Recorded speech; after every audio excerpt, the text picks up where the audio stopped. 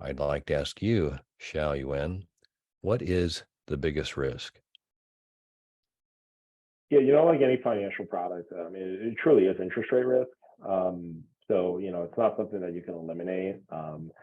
You can, transfer it to some extent, you can minimize it to some extent, but, on the day-to-day perspective, we do kind of see it as, anytime we buy a bond, anytime we, look at any type of these financings, day to day, proceeds can essentially get diminished simply because, 10-year treasury goes up by 15, 20 basis points, right?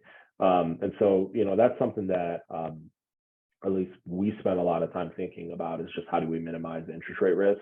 And we do have kind of a few vehicles that we utilize to minimize interest rate risk, both for ourselves and also for the developers that are, seeking our capital. And, kind of a big way that we do that is, we created a rate lock mechanism anytime we buy a bond.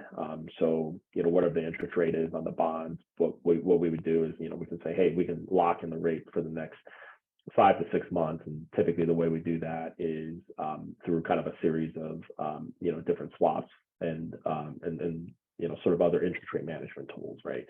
So, but on any given day, what I think about the most is, how do we minimize interest rate risk?